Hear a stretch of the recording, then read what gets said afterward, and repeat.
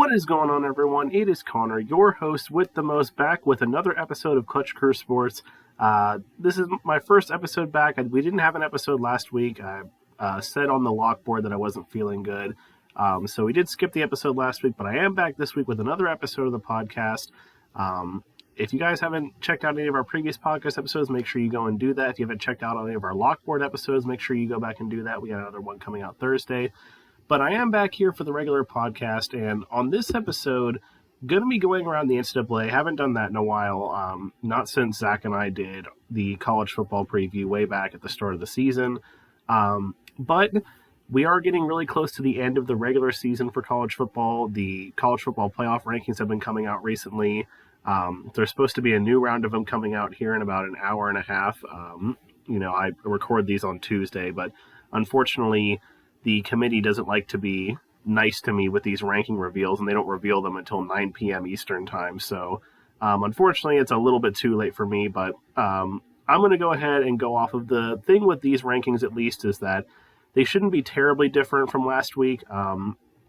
We had none of the top 4 teams lost. The only big team that lost last week was Oregon. They were ranked number 6, I believe, last week. So that was the only team in the top 10 really that lost. So the rankings should be very similar. So I'm going to go ahead and go over the 4 teams that are in right now, as well as there's about 4 teams as well that are still in contention for the college football playoff. I'm going to go over their chances, and then also take a look at the we haven't done this yet on the podcast either. Look at the 12-team playoff expansion that they're going to hope to implement in the 2024 season. So but looking ahead right now at the 4 teams who are in the playoff right now, like I said, these were the rankings last week. I would anticipate them to still be the rankings this week as well, given that none of these teams lost. Of course, number 1, the Georgia Bulldogs, the team at the top of the SEC, already clinched a berth in the SEC title game.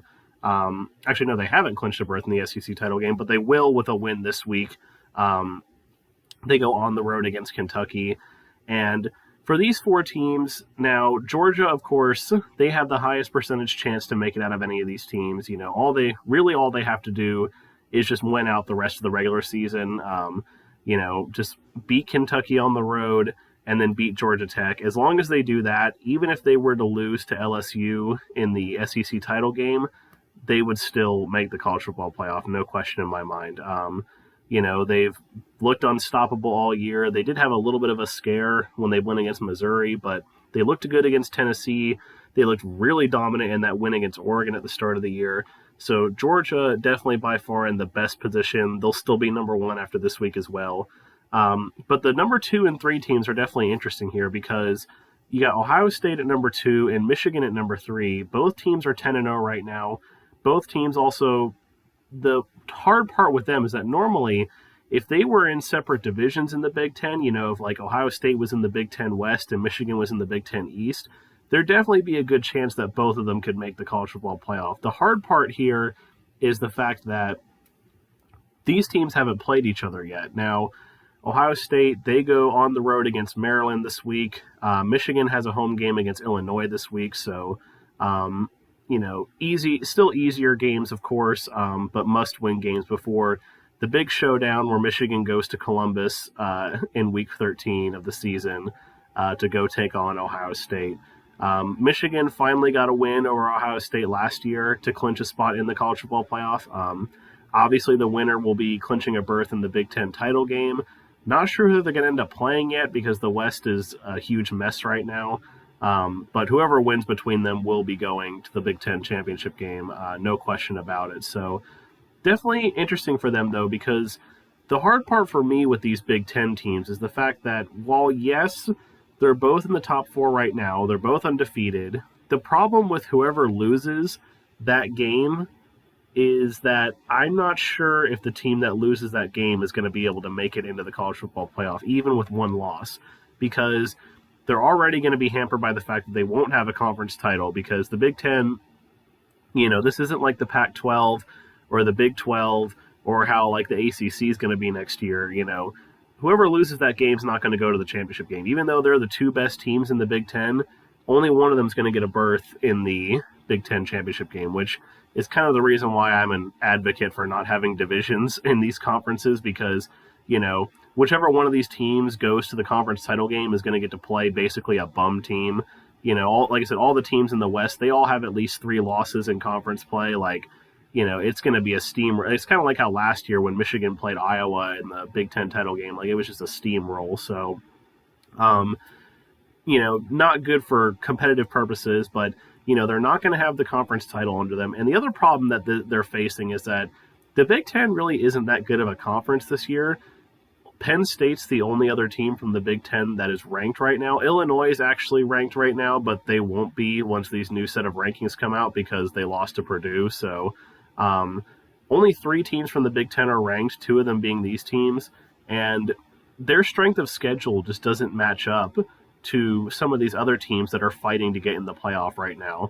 When you compare their strength of schedule versus Tennessee, versus versus USC, versus LSU, their strength of schedule just doesn't match up at all. Like I said, they have the game against each other, but whoever ends up losing that game, like I said, with no conference title and a weak strength of schedule, it's very possible that we could see the loser of the Michigan-Ohio State game on the outside looking in. Now, there's definitely still an avenue for them to get in, but they would definitely need a little bit of chaos to happen. Like, they would need TCU to lose, they would need LSU to lose, they would need USC to lose, and, Tennessee is probably not going to lose, so there's that. But they would need a lot of help, in my opinion. I don't think they're going to be able to get in just based off of that 11-1 record.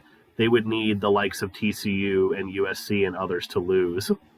They would need Clemson to lose as well. So definitely interesting here what the dynamic is here with these two teams. I do think Ohio State has the edge over Michigan. I think they're a more well-rounded team. They're also going to be the home team in that game, so that's obviously a huge advantage as well. But Michigan definitely still has a chance. Like I said, whoever wins that game is virtually a lock to make the college football playoff, just because whoever they end up playing in the Big Ten title game is going to be an easy opponent. It's not going to be a tough game. Like Georgia potentially has a tough game on their hands in the SEC title game with LSU, but it's not going to be a tough title game. Now, looking at the number 4 team here, we have the TCU Horned Frogs, which it took them a little bit to get up here, but they are here. They are number 4. They're 10-0, and really the thing for TCU is they need to go undefeated. The Big 12 is also a weaker conference. Every team in the Big 12 has at least 3 losses now. A lot of them even have 4 losses. So the Big 12 is definitely not looking good in terms of strength of schedule. It's the same deal what's going on with Ohio State and Michigan.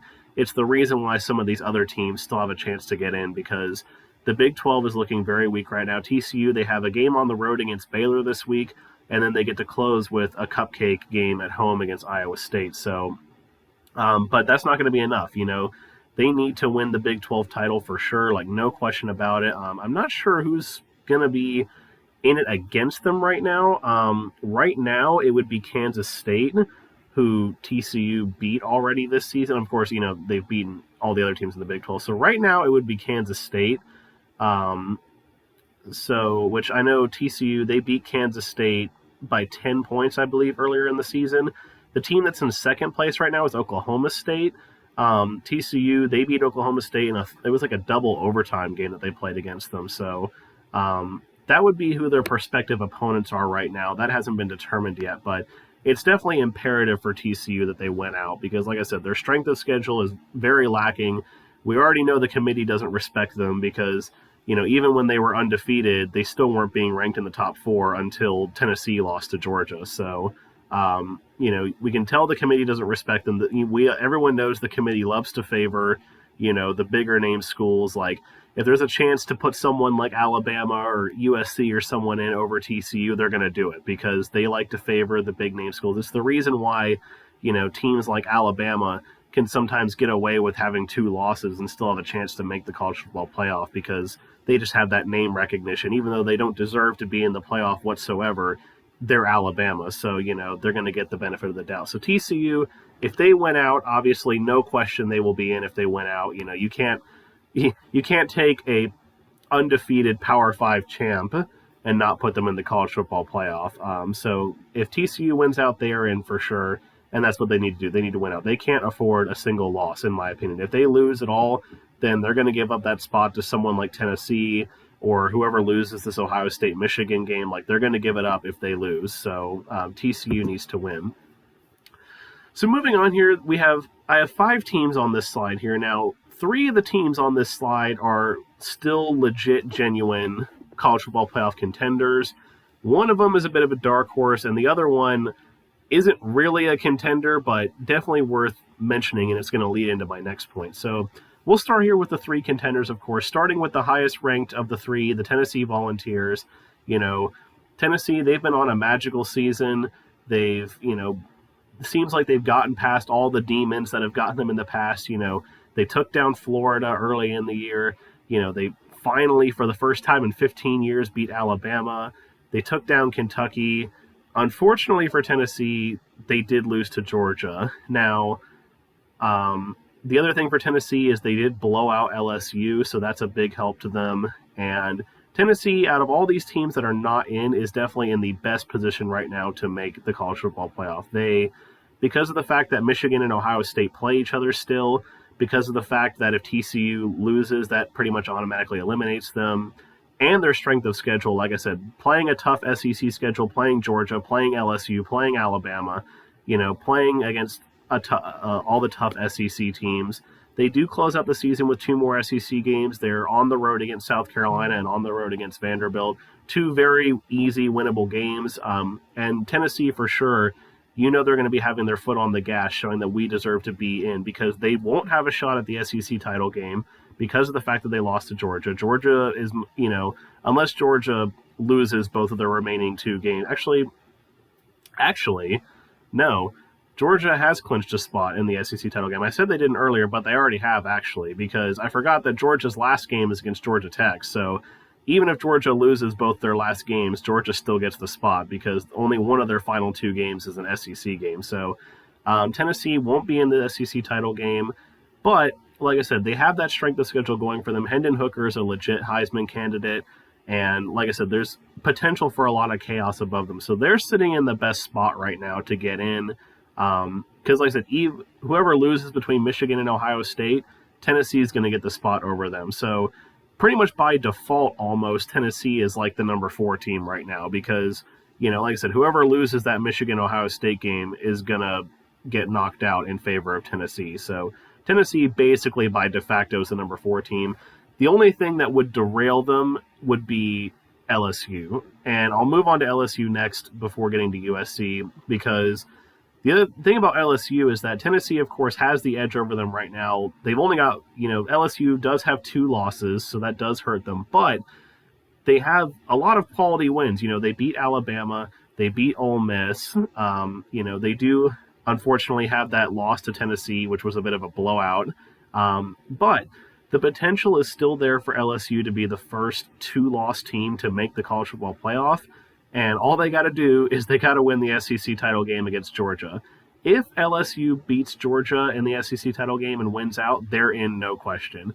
And they will leapfrog Tennessee, if I had to guess, because, like I said, that's the biggest thing that is going against Tennessee right now is LSU. Because Georgia's going to make it, like I said, as long as Georgia wins out in the regular season, they'll make it whether they lose or not. So if you take, let's say Ohio State beats Michigan, let's say TCU wins out, then you're going to have a playoff that's going to be Ohio State, LSU, Georgia, TCU, and Tennessee is going to be out.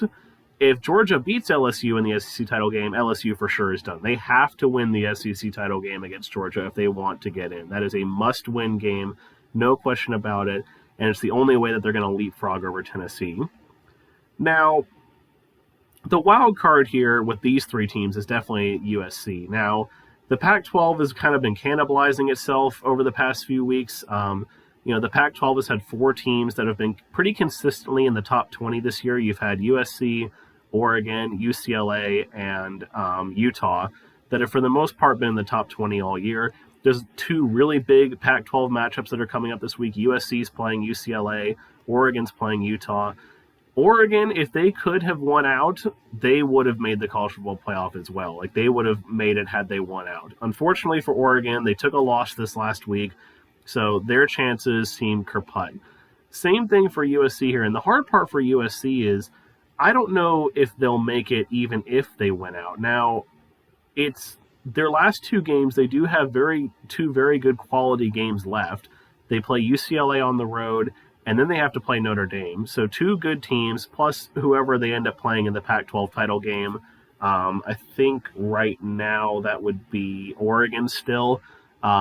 It's between Oregon and Utah. Basically, whoever wins that Oregon and Utah game is going to be one of the representatives in the title game, most likely. So the hard part for USC is just the rest of their schedule. The rest of the Pac-12, they've been playing against the Pac-12 West teams, which, the Pac-12 West hasn't been, they've been playing against the Pac-12 East teams, and the Pac-12 East teams have not been good this year. Like, they haven't had to play against Washington. They haven't had to play against Oregon State. They've been playing the likes of Cal and Colorado and the Arizona teams, the weaker side of the Pac-12. This is the reason why Oregon had a better chance, because Oregon was playing against Washington and playing against, Oregon State and playing against Utah and all these other things. So USC does have a win over Utah. So it's definitely going to be interesting to see how this all works out here, because they definitely still have a chance for sure. If they win out and they win the Pac-12 title game, there's a real good chance for them there. I think it would probably leapfrog them over Tennessee. And, it would probably I'm sure it would leapfrog them over whoever loses the Michigan-Ohio State game. But they're another team like LSU and TCU that, they cannot afford to lose, because if they lose, they're not going to be let in, because the Pac-12 has just been cannibalizing itself too much this year, and USC is basically the last hope for the conference. So then moving on, like I said, the two teams at the bottom, two ACC teams, the one that actually has a legit chance. Now, they're a bit of a dark horse, because they're definitely the one team, if you take those three teams above, those three teams on top, if they win out, especially USC and LSU, they're definitely in. And Tennessee, they just need Georgia to beat LSU, and they're for the most part likely in if they went out as well. But Clemson, this is the hard part for Clemson, because even if they win out, they're going to need a lot of chaos to happen above them, because the problem with Clemson is that even though they've only got one loss, they do not look like a top four team at all. There have been so many times this year that they've come really close to losing, where they've just not looked good all season. Now, the ACC, they are benefited from the fact that they play in the ACC Atlantic, which is the better of the two divisions. The problem with Clemson that is going to hurt them, and this is what's also going to be hurting UNC, is the fact that there are no teams left in the ACC outside of Florida State and that are ranked anymore, because NC State's been getting beat recently, Wake Forest has been getting beat recently, Syracuse got off to that rapid start, and they've been getting beat recently. So outside of Florida State, which Clemson does have a win over Florida State, there are no other ranked teams in the ACC right now. So the ACC, they're suffering from that. And also, like I said, Clemson's just had too many close games. They almost lost to Wake Forest. They had a pretty bad showing against NC State, didn't have a great showing against Syracuse, and then got blown out on the road against Notre Dame. They did make up for it a little bit with a win against Louisville. Their remaining schedule, they play Miami and then they play South Carolina. So, but it's going to all come down, of course, to that ACC title game against UNC. But they would, like I said, they would need a lot to go right. Georgia would need to beat LSU, USC would have to lose, and they would frankly need a very, very dominant win over UNC in the ACC title game. Otherwise, I just don't see how Clemson would leapfrog Tennessee or leapfrog the likes of Michigan/Ohio State, whoever loses that game. They would also need TCU to lose. They need TCU to lose. They need USC to lose. They need LSU to lose. They need a lot to go right. And they're definitely on the outside. Now, the other one is, of course, the UNC Tar Heels that, there's been a lot of Tar Heel fans, myself included, have been wondering, why are they not in the conversation? Well, it's frankly because, the ACC is weak, no question about it. And the problem that the Tar Heels have right now is that even though Drake May is a legit Heisman candidate, their defense is really bad. Like they've given up more than 24 points in every single game this year, except for the game against Virginia Tech, which Virginia Tech is like one of the worst teams in the ACC. So that hardly counts. They gave up 61 points to Appalachian State in week 1. And, this is the reason why this debate has been opening up for a long time about, expanding the field for the college football playoff, because virtually UNC, they have like less than a 1% chance to make the college football playoff. The rest of their schedule, they play Georgia Tech and NC State, and then of course Clemson in the ACC title game. Like that's already been set. But even if they win out and all of that, their chances to make the playoff is like a 2% chance, just because like even with all that going on, if like even if LSU loses, if USC loses, if TCU loses, like they're not going to leapfrog the Tar Heels over Tennessee. They're not going to like Clemson has a better chance, and even Clemson has a very low chance. But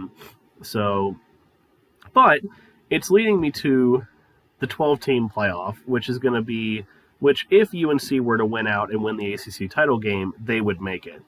And so basically what I've done here is I've mocked up the 12-team playoff. Obviously the playoff rankings haven't come out for this week yet, but this is based off of the AP poll that has come out. So for those of you who don't know, the 12-team playoff that is supposed to be implemented around 2024, the way it would work is they would take the 5 Power 5 conference champions plus the highest rated group of 5 conference champion. They would get automatic bids. And so those would be the first 6, and then the other 6 would be at-large bids. So the way it would work right now, if we're going off of the rankings, you would have the SEC champion Georgia, the Big Ten champion Ohio State, Big 12 TCU, and Pac-12 USC. So the top 4 conference champions get a bye in the first round. So they would be the top 4, Georgia, Ohio State, TCU, USC. Then you would take the other 2 conference champions. So you'd have the ACC champion Clemson and the American Athletic Conference champion UCF, who would be the highest ranked group of 5 conference champion. They would be the other 2 auto bids. So Clemson would be the 5 seed and UCF would be the 6 seed. Then, like I said, the other 6 would be filled by just at-large rankings. So if we're going by the rankings, that would make Michigan the 7 seed, Tennessee the 8 seed, it would make LSU the 9 seed, Alabama the 10, Utah the 11, and Penn State the 12th seed. And then the way it would work is these first-round matchups would take place at the home field of whoever the higher seed is. So LSU and Tennessee would be playing in Knoxville, Alabama and Michigan would be playing in Ann Arbor, Penn State and Clemson would be playing at Clemson, et cetera, et cetera. Then, after that, it would be basically rotating bowl games until the national title game. So I wanted to talk about the 12-team playoff because the 4-team playoff, of course, has been around since 2014.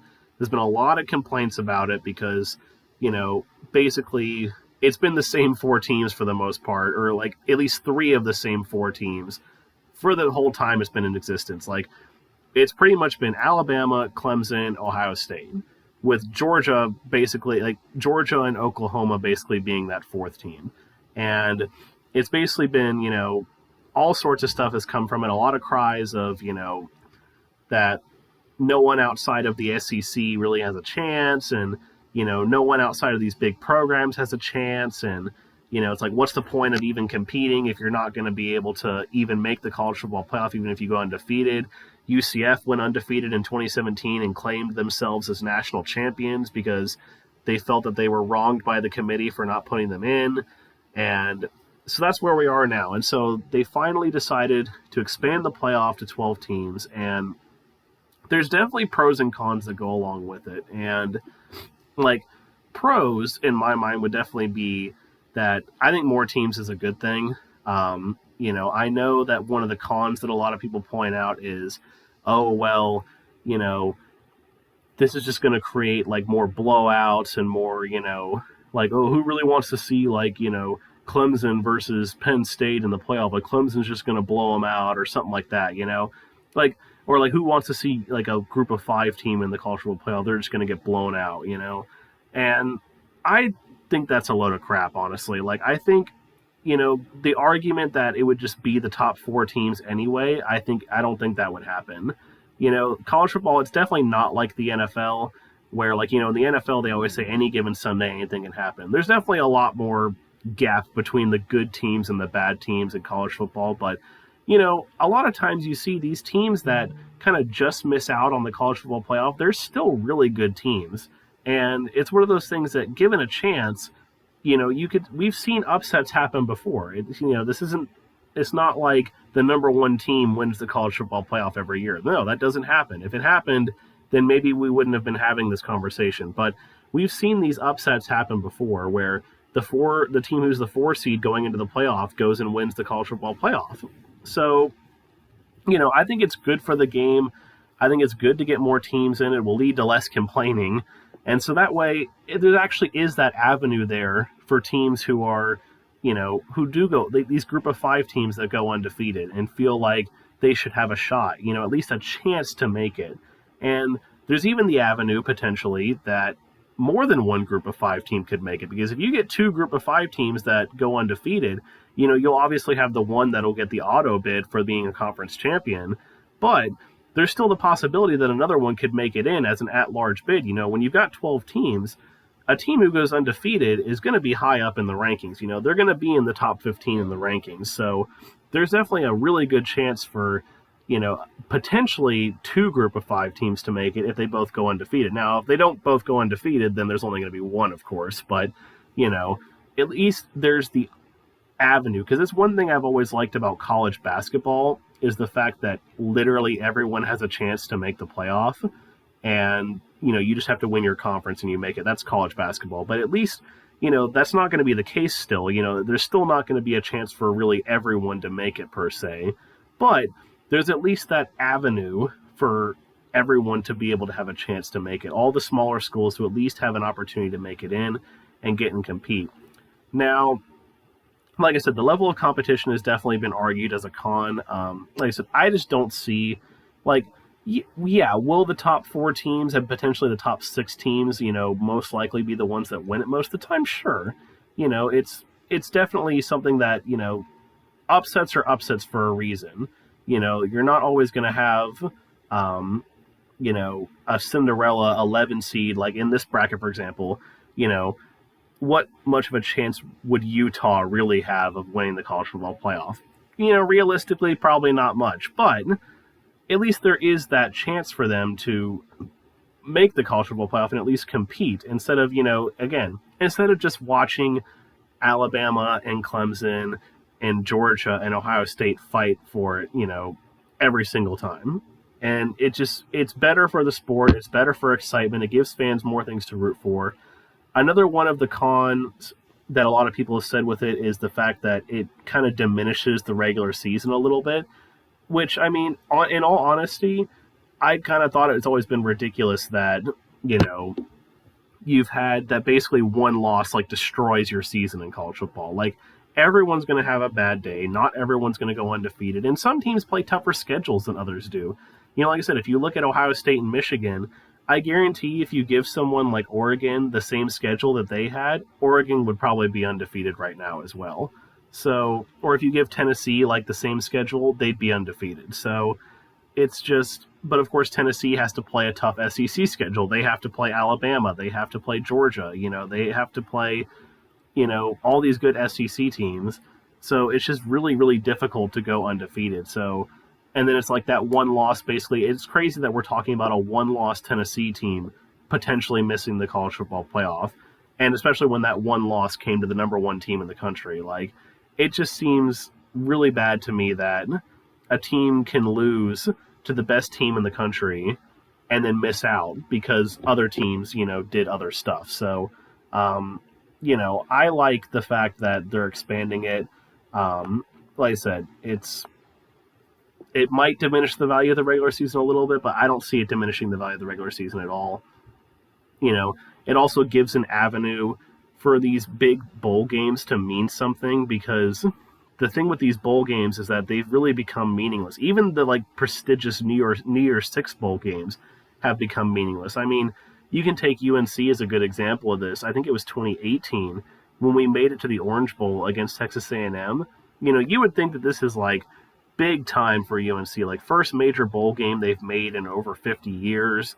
You know, you're on the grand stage. Like, wow, a chance to get an Orange Bowl, and half the players sit out because they don't want to lower their draft stock. They don't want to, because in the grand scheme of things, it really doesn't mean anything. And yeah, half the players sat out.